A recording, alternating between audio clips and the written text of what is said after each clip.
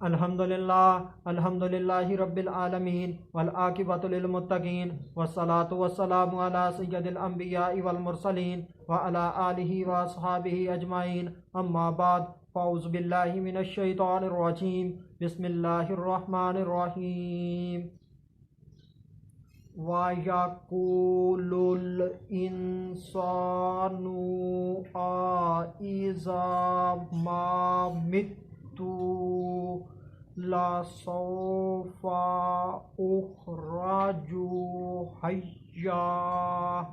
صدق اللہ العظیم ان اللہ وملائکتہ یصلون علی النبی یا ایہا الذین آمنوا صلوا علیہ وسلموا تسلیما اللہم صل علی سیدنا و مولانا محمد وبارک وسلم وصلوا علیہ الصلاۃ والسلام علیک یا سیدی یا رسول اللہ الصلاۃ والسلام علیک یا سیدی یا حبیب اللہ الصلاۃ والسلام علیک یا سیدی یا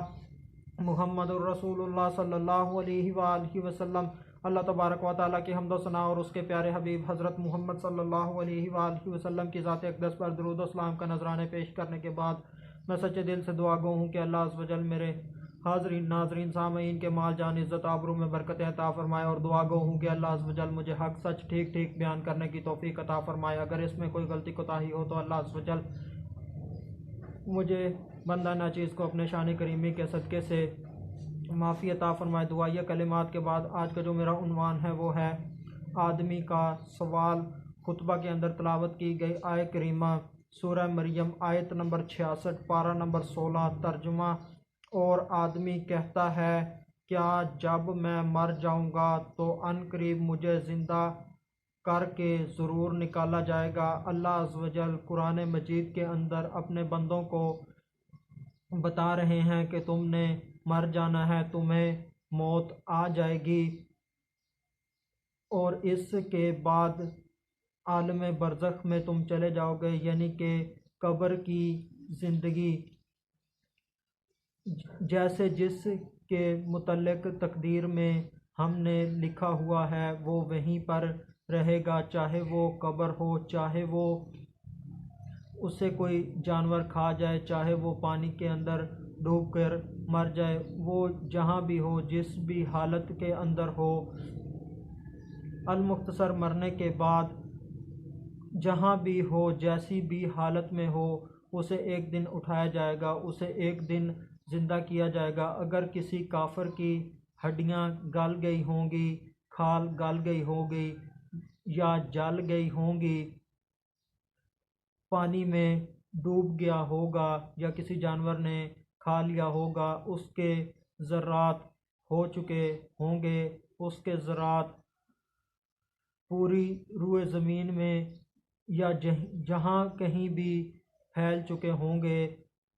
جہاں کہیں بھی جس بھی حالت میں موجود ہوں گے، تو اللہ عز و جل ان ذرات کو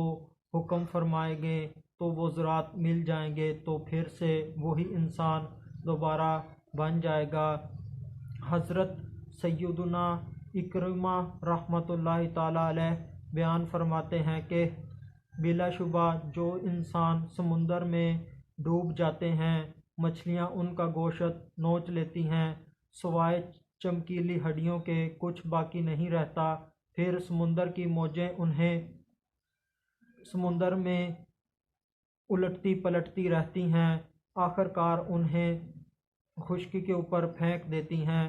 پھر کافی عرصہ تک وہاں پڑے رہنے کی وجہ سے وہ ہڈیاں گل سڑ جاتی ہیں،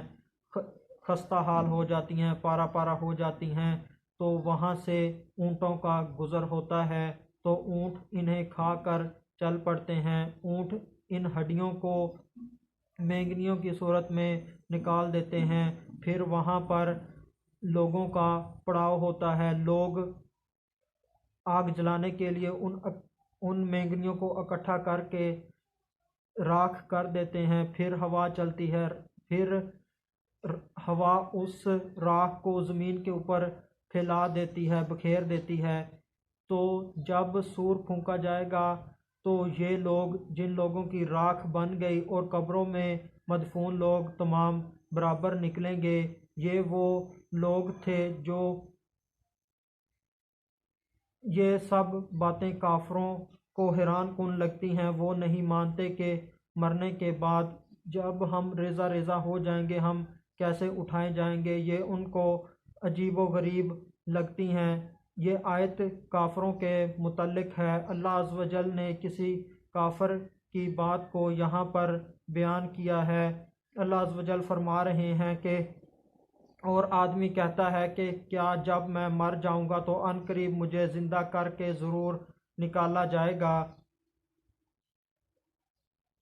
ان کا کہنا ہے، ان کا ماننا ہے کہ ہم کیسے زندہ ہوں گے، اللہ عز و جل ہمیں کیسے زندہ فرمائیں گے۔ وہ اس بات پر تعجب میں ہیں، وہ اس بات کو نہیں مانتے کہ مرنے کے بعد ہم اٹھائے جائیں گے۔ وہ اللہ عز و جل کی طاقتوں کو نہیں مانتے، اللہ عز و جل کی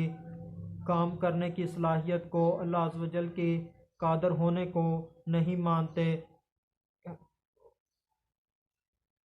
یہ کام اللہ عز و جل کے لیے کچھ بھی مشکل نہیں ہے، صرف کن فرمانے کی دیر ہے۔ جتنے انسان اللہ عز و جل نے پیدا فرمائے ہیں وہی انسان دوبارہ زندہ ہو جائیں گے، اس میں کوئی حیرانی کی بات، کوئی تعجب کی بات نہیں ہے۔ ان لوگوں سے مراد ابی بن خلف اور ولید بن مغیرہ اور ان جیسے دیگر کفار ہیں۔ ابی بن خلف نے ہڈیاں پڑی دیکھیں، اس نے ان ہڈیوں کو اپنے ہاتھ سے مسل دیا اور کہا کہ محمد صلی اللہ علیہ وآلہ وسلم کا خیال ہے کہ ہم دوبارہ اٹھائے جائیں گے۔ پھر اللہ کریم جب اپنی مخلوق کو دوبارہ اٹھانے کا ارادہ فرمائیں گے تو اللہ عز و جل سلگتے سمندر، ایک عجیب و غریب سمندر سے ان پر بارش برسائیں گے، جس کی وجہ سے وہ سیلاب کی مٹی میں اگنے والے دانوں کی طرح اگیں گے۔ پھر مومنوں کی روحیں جنت سے اور کافروں کی روحیں دوزخ سے جمع کر کے سور کے اندر اکٹھی کر دی جائیں گی۔ پھر اللہ عز و جل حضرت اسرافیل علیہ السلام کو سور پھونکنے کا حکم دیں گے۔ وہ سور پھونکیں گے جس کی وجہ سے تمام روحیں اپنے اپنے جسم کے اندر چلی جائیں گی۔ پھر اللہ عز و جل حضرت جبریل علیہ السلام کو حکم دیں گے، وہ اپنا ہاتھ زمین کے نیچے داخل کریں گے، اس کو حرکت دیں گے جس کی وجہ سے زمین پھٹ جائے گی۔ پھر حضرت اسرافیل علیہ السلام کو اللہ عز و جل سور پھونکنے کا حکم دیں گے، وہ سور پھونکیں گے اور اپنے ہاتھ کو حضرت جبریل علیہ السلام کے ہاتھ کے ساتھ ملا کر اسے ہلائیں گے۔ حضرت جبریل علیہ السلام اپنا ہاتھ زمین کے نیچے داخل فرمائیں گے، جس کی وجہ سے جتنے لوگ زمین کے اندر مدفون ہوں گے ان کو باہر نکال دیں گے۔ وہ اسی وقت کھڑے ہو کر ادھر ادھر دیکھنے لگ جائیں گے۔ حدیث سماعت فرمائیں۔ راوی حضرت علی بن معبد رحمۃ اللہ تعالی علیہ، نبی اکرم نور مجسم صلی اللہ علیہ وآلہ وسلم نے ارشاد فرمایا، تم قبروں سے جوان نکلو گے، تم میں سے ہر ایک 33 سال کا ہوگا، اس دن زبان سریانی ہوگی، تم اپنے رب کی طرف دوڑتے چلو گے۔ حدیث بیان کرنے والے حضرت سیدنا مقدام بن معدی کرب رضی اللہ تعالی عنہ کہ میں نے رسول خدا صلی اللہ علیہ وآلہ وسلم کو ارشاد فرماتے سنا، کچے بچے سے لے کر شیخ فانی تک ہر ایک کا بروز قیامت حشر ہوگا۔ یہ لوگ قیامت کے آنے کے منکر تھے، یہ لوگ مذاق اڑاتے تھے، یہ لوگ منکر تھے۔ لوگوں، انسانوں کو ضرور دوبارہ زندہ کیا جائے گا، کیونکہ یہ عدل کا تقاضا ہے، کیونکہ اس دنیا کے اندر عدل نہیں ہوتا، انصاف بہت کم ہوتا ہے، لوگوں کے اوپر ظلم ہوتا ہے۔ جو دنیا کے اندر مظلوم ہیں ان کو ان کا حق لے کر دیا جائے گا، ان کو خوش کیا جائے گا، اور جو ظالم ہیں ان کو سزا دی جائے گی۔ اللہ عز و جل نے یہ دنیا، یہ کائنات اللہ عز و جل نے بے مقصد نہیں بنائی۔ اللہ عز و جل نے انسانوں اور جنوں کو اپنی عبادت کے لیے بنایا ہے، اور انہی کے لیے اس پوری کائنات کو اللہ عز و جل نے سجایا ہے۔ اللہ عز و جل اپنے نافرمان بندوں کو سزا دیں گے، اور اللہ عز و جل کے جو متقی بندے ہیں اللہ عز و جل انہیں انعام سے نوازیں گے،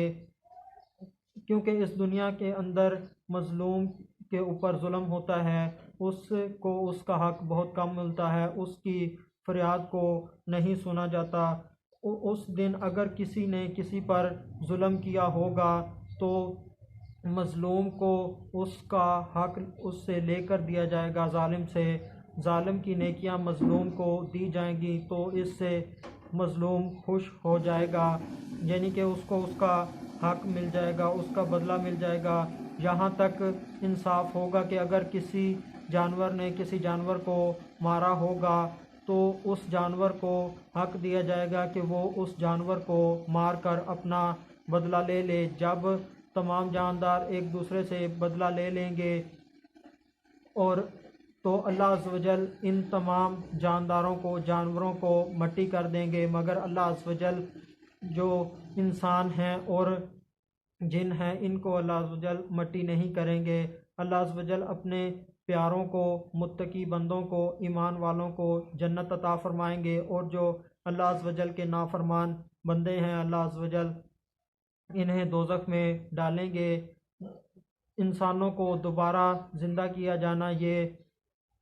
عدل و انصاف کا تقاضا ہے۔ اللہ عز و جل عدل و انصاف کو قائم کرنے کے لیے، مظلوم کو اس کا حق دینے کے لیے، فیصلے فرمانے کے لیے تمام انسانوں کو اس دن زندہ فرمائیں گے۔ اللہ عز و جل سے دعا ہے کہ اللہ عز و جل اس دن ہمیں